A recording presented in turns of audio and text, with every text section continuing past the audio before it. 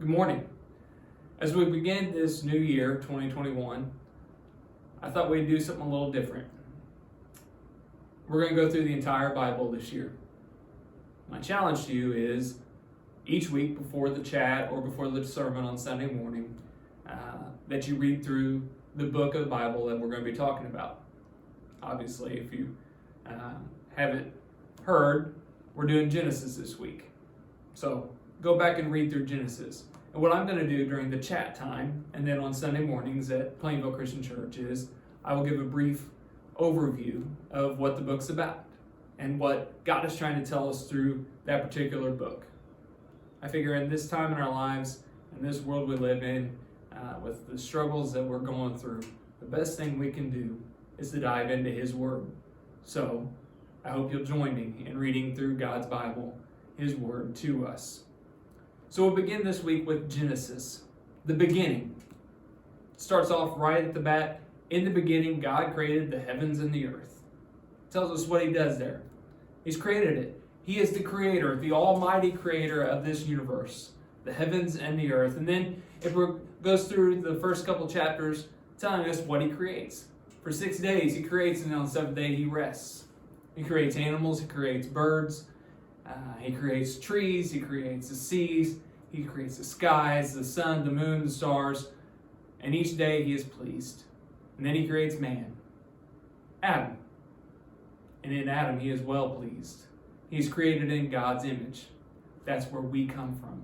We come from the image of God, created from dust, breathed to life through the breath of God. Now, the book of Genesis can be separated in two sections, two themes. The first is the primitive history of the world, the creation story. And we find that in the first 3 chapters. But then in the 3rd chapter, we find the fall of man. Adam and Eve are in the Garden of Eden, where they walk daily in the presence of God. They're given one rule and one rule only. Do not eat of the tree of the knowledge of good and evil. One day as Eve is near the tree, a serpent appears to her and says, "Why don't you eat that fruit?" And she said, "Oh, no, I can't eat that fruit because God said we can't eat that or we'll surely die." "Oh, you surely won't die." The serpent tries to convince her otherwise, and she falls for it. She fails. She eats the fruit. And she takes it to Adam and says, "You got to try this." Adam says, "Hey, God said no, we shouldn't do this." And she said, "Well, God doesn't know what He's talking about." That's an actually paraphrase. God doesn't know what He's talking about. You need to try this. So Adam eats, and their eyes are opened. And God comes in and says, "Where are you guys at?" And we're over here. They had sewn some fig leaves together and made clothes, and He said, "Who told you guys were naked?" And Adam says, "Well, that woman you gave me, she told me to eat this fruit, and I did." And she says, "Well, that serpent over there, he told me to eat this." Just like us, we're trying to pass the blame for our failures onto other people. Own up to your mistakes. So God casts them out of the Garden of Eden, but He doesn't leave them. He may have taken away their paradise on this earth, the garden, but He didn't desert them. And there were some consequences to their actions. Not only did they have to leave, Eve had childbearing pains. Adam would have to work for his food, for his keep. Life wasn't perfect anymore. But they began to have children. Cain, Abel, Seth, other sons, other daughters.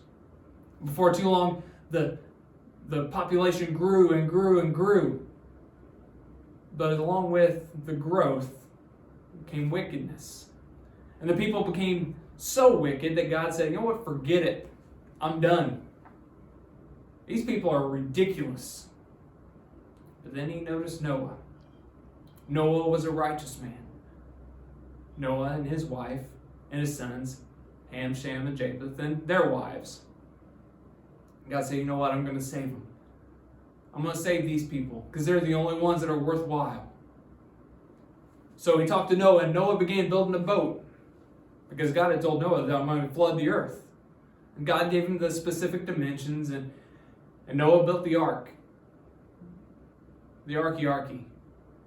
And the animals came 2 by 2, and they entered the ark, and the floods came for 40 days and 40 nights. And it rained and rained and rained, and finally the rain stopped, and the flood seceded, and Noah and his family exited the ark. And God made a promise to Noah that I'll never flood the earth again. I'll never destroy the earth by flood again. And he put a rainbow up in the sky so that anytime Noah or his descendants, you and I, saw that rainbow in the sky, we knew that God was there and was willing to protect us and love us and would not destroy us again like that. And the people dispersed. And again, they started to grow in number. And then the last part of the primitive history of Genesis, of this world, the Tower of Babel. You see, the people, they began to grow wicked again. And they say, you know what?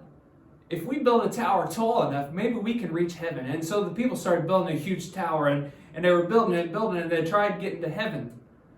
You can't get to heaven by building a tower.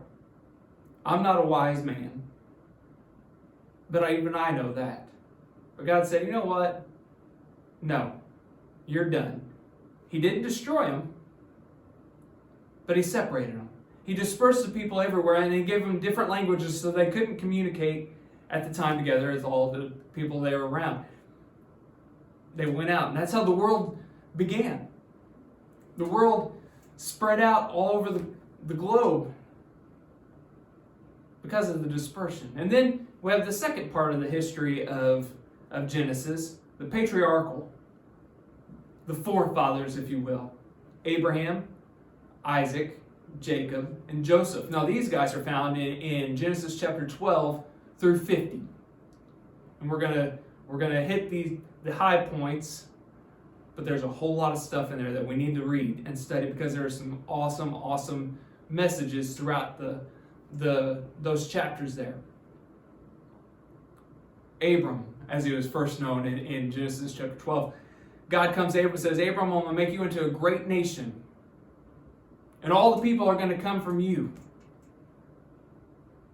Your children will be so numerous that you won't be able to count them. There'll be as many as the stars in the sky and the sand on the earth. It's going to be amazing how many kids you're going to have, and it's all because of you. Now, the interesting thing here is Abram was an old man, and his wife was just as old as he was, and he had no kids. It'd be like going to a nursing home and saying, hey, I'm going to make you into a great nation. Well, that's not possible. But all things are possible through God.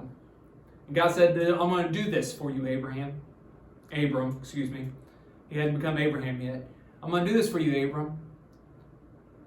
And so, long story short, Abram on his many journeys, after getting this covenant from God, that he was going to become a great nation, finally has a child. Isaac and Abraham march up a hill, a mountain, where God has told Abraham, I'm going to have you sacrifice your only son. Abraham, not understanding what God wanted to do, took Isaac up the mountain and was prepared to sacrifice him. But there, God provided a ram for him to sacrifice instead of his son. God had promised Abraham that he was going to be a great nation, and he wasn't going to end it with Isaac. And Abraham and Isaac come down off the mountain, and Isaac went off and did his thing and had a wife and children, Esau and Jacob. Esau came out of the womb hairy. Jacob came out of the womb holding on to Esau's leg as he exited. Interesting guys. Esau, being the older by just a few seconds, got the birthright. However, Jacob convinced him to sell his birthright for some stew. I can't imagine an older brother selling his birthright to his younger brother for some stew, but he did it. Jacob Esau went on their ways, trusting God, loving God, sinning, failing. But God was with them. In fact, Jacob at one point wrestles with God. Being a fan of professional wrestling, I love the story of Jacob and God wrestling to get the blessing from God. Until finally God gives Jacob the blessing, and he changes his name from Jacob to Israel. And Jacob, now known as Israel, goes out and lives his life, and he has children. Many children. But there's one in particular that caught his eye. Joseph. In fact, Jacob loved Joseph so much that he gave him a coat. Not just of one color, but of many colors. Somebody should really come up with a musical.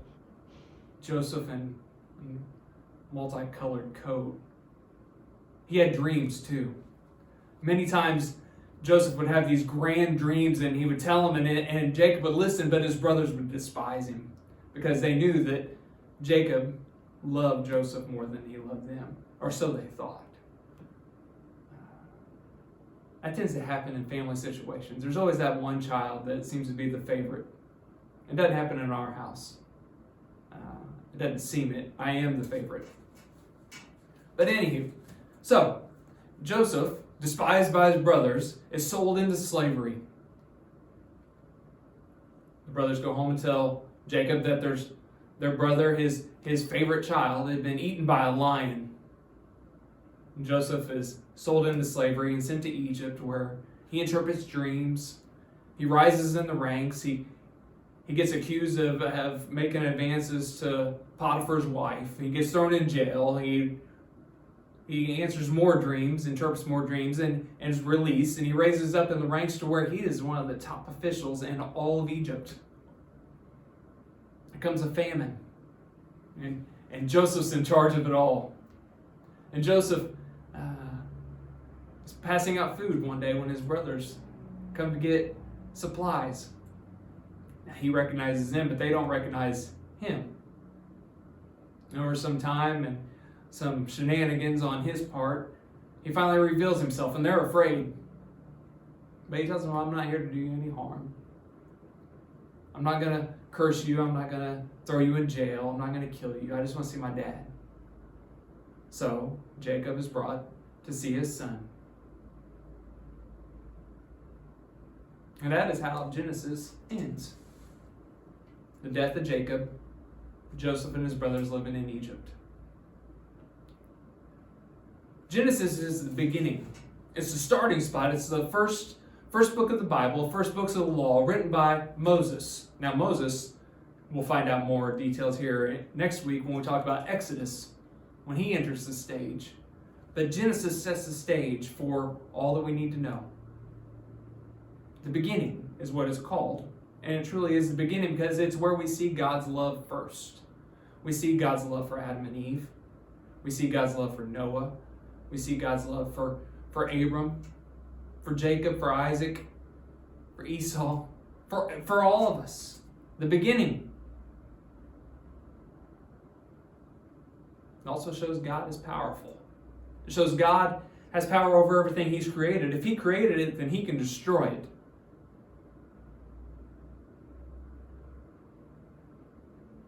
But it also shows His promise. The key verse to me in Genesis is Genesis chapter 17. Verse 7. This is the covenant, the promise to Abram. Verse 7 reads like this: And I will establish my covenant between me and you, and your offspring after you throughout their generations, for an everlasting covenant, to be God to you and to your offspring after you. God makes a covenant with Abraham. He's going to be a great nation. But I love in that verse right there, and it sums up what we're going to talk about for the next 52 weeks.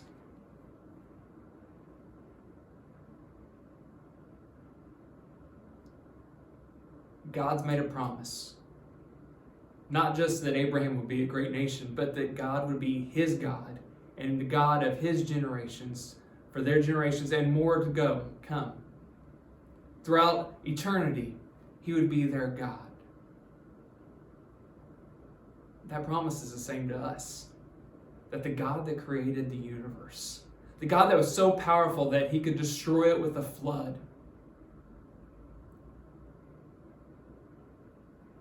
is the God that loves us and will be for us and protect us.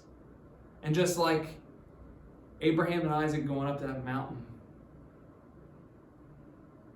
God provided a sacrifice for Abraham. God provided a sacrifice for us. Now I'm going to go to the New Testament just for a moment. And we'll close with this. Romans chapter 4. Verse 13 says, for the promise to Abraham, these are the words of the Apostle Paul. For the promise to Abraham and his offspring, that he would be heir of the world, did not come through the law, but through the righteousness of faith. For if it is adherents of the law who are to be the heirs, faith is null and the promise is void.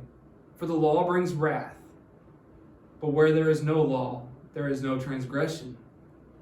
That is why it depends on faith, in order that the promise may rest on grace and be guaranteed to all his offspring, not only to the adherent of the law, but also to the one who shares the faith of Abraham, who is the father of us all.